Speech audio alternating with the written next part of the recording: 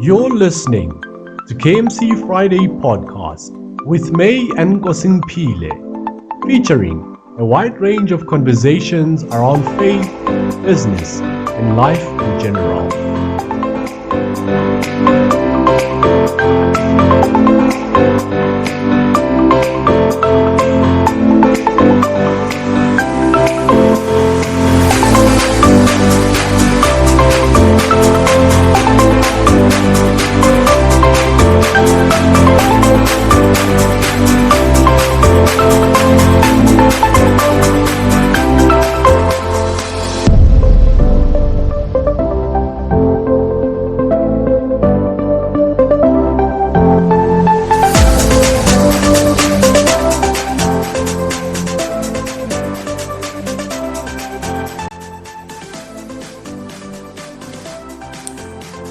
Greeting, ladies and gentlemen.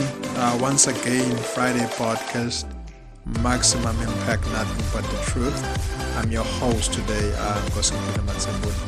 We obviously have a special guest, being Xolile Zwane. How are you, my sister, today? It's good to have you on the pod. Thank you. I'm doing alright, man. I'm doing great. Thanks for having me. Obviously, we appreciate your time. There's a topic at hand, obviously being meeting God, discovering yourself. In a nutshell, what would you say about the topic? What would be your commentary on the importance of it, on the relevance of it? Oh, okay. So, meeting God, discovering yourself. It seems to me that there's an order here. You first meet God and then you discover yourself. So what it means to meet God is to have an encounter with Him, is to have your own personal encounter with God. Not just what you read in scriptures, not just what other people say about God, but having a personal encounter with God. That is, for me, meeting God. And having those encounters with God, you get to discover yourself. You get to discover what you are capable of doing, the strength that God has put in you. So in these personal experiences with God, it's stuff that you go through. It's stuff that is not always gonna be pleasant, because when it's in a period of lack that you get to, it's when you're hungry that you get to know that God is a provider. It's when you are sick, or when you are going through some hurt, that you get to know God as a healer, that you get to know God as a comforter. So it seems to me that to meet God and to meet God is to have an encounter with Him at a personal level, and is to have experiences with God that will help you discover the person that you are, and discover your capabilities and the strength that God has put in you. Wow, that's quite vehement and clear, and if not precise. So for someone who's out there, for someone who's at the verge of giving up, for someone who's shattered, for someone who's went through the series of life's events in a very painful situation. So what are some of the applications about your life, about yourself, that you can add about the topic? Oh, okay. So I'm one person who had to learn the hard way that really meeting God is not just about reading about Him through the pages of Scripture, or maybe hearing people testify about Him. Really meeting God, I had to learn the hard way that it means going through a whole lot of stuff, and a whole lot of unpleasant things. So just to share from my journey, I got saved in 2013 when I was doing grade 11, which was 1 year before I had to go to varsity. So really, most of my experiences were started in in varsity. So when I was in varsity first year, I started experiencing funding issues. I didn't have funding for my studies. I didn't have funding for my accommodation and all of that. So I went through a period where I was having some accommodation issues. So through all of that, God provided me with a bursary, with funding. So I had to learn that God is a provider. And that whole experience when I was like being introduced to varsity, that whole experience taught me that I cannot live the varsity life without God. Not that I was planning to rebel or anything like that, but it just taught me that God had to be the center of everything that I do in this varsity life. And I started having this desire to get to know God more. And with this desire, what I didn't know is that I had to go through some stuff. I just knew that I wanted to read the Bible, I wanted to fast, I wanted to pray and get to know God more. But I didn't know that I had to go through more stuff to get to know who God really is. And soon after that, my uncle passed away. My uncle was not like one of those that you meet at maybe a family gathering once a year, but he was a father figure to me. He was the closest thing I had to a father. So when he passed away, that really broke me. That really led to so much hurt and like a whole lot of emotions and mental things I went through. And through that process, I had to see God as a comforter. As a comforter, I had to see God as a healer, taking me through the healing process of the mourning, like mourning the death of my father, really. And God took me God took me through a healing process, and I saw God as a comforter. I saw God as a healer. So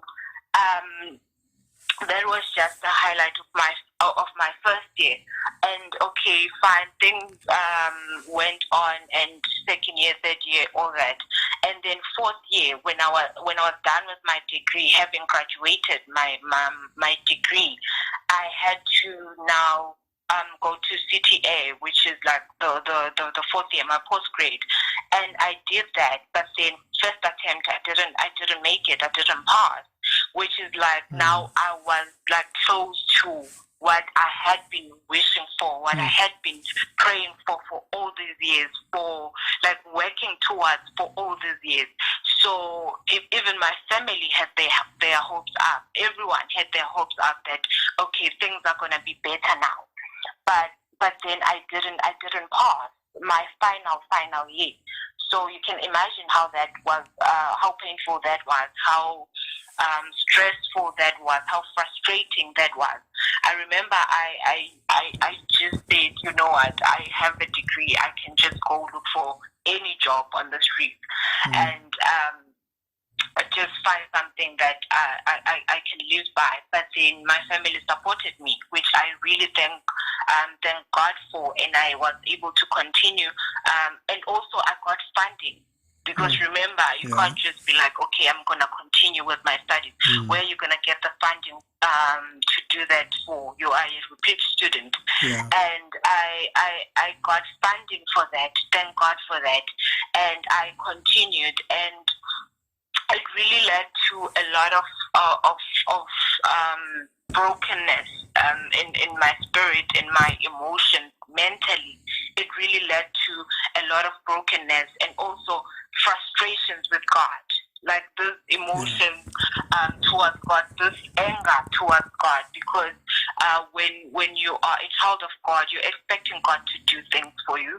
You're expecting God to like come through for you, especially in these situations where you feel, I'm about to make it. I'm about to cross the finish line. You know. So that it led to a lot of anger. But then in that experience, I I learned that I need to personalize God, because people will tell you that you can't pray in a certain way. You can't say such things to God. When you are angry, you're not even supposed to be angry in the first place with God, because God is the Almighty. And I went through that process with God. When I was angry with Him, I told Him I'm angry. When I'm frustrated, I expressed all of those emotions with God. And I really resonated with the story of John in Matthew 11. I know we usually use this verse to call people to Jesus. I really resonated with that because he questioned God. He questioned Jesus. He was like, "Are you really the expected one when I'm going through all of these things? When I'm in prison, but I was the one who introduced you to the world, preaching, and people thought he was crazy, preaching in the wilderness, and people thought he was crazy. He's the one who baptized Jesus, but then we see him asking him, "Are you really the expected one?" when he was in prison. So that really encouraged me to go to God with all those questions that I had, with all those confusions that I had, with all those frustrations that I had, still go to Him. And just really have that personal encounter with God, have that personal relation with God, which is really important, because if you pray other people's prayers, because we end up praying other people's prayers sometimes, because we are told that you're not supposed to say this to God, you're not supposed to do this. For you to see God, this is the procedure that you need to follow. But then I just really learned that I need to personalize God. And through all of those encounters with God, and obviously that led to healing and led to all those processes that God took me through. I got to understand people that I never understood before. That I never understood why they did the things they did. I got to understand people who said they were angry with God, because before I wouldn't understand why would you be angry with God. And I got to understand and not judge other people's encounters with God and what other people experience. And I got to understand that more with that experience with God. So I really think that with all the experiences that I went through, God was trying to teach me something, and God really was in control of it all, because He is a sovereign God. If He doesn't plan for something, if He doesn't initiate or intend for something to happen from the beginning, then He allows it to happen, because He knows the strength that He has put in you, and He knows the strength, the capabilities, how far you can go. So He really doesn't give you the burden that is what you cannot handle, because He knows what you can handle. So that's why I'm saying that meeting God is really discovering yourself, is really discovering your strength in Him, your capabilities in Him. So in my journey with God, what I learned is that you really need to just let God take you through the process, because He knows better, and He knows what is best for you, and you need to trust God's process, because He's sovereign and He really is trying to do the best for you. Yes. No, that's very much profound and very precise. Just in conclusion, we are pushing time.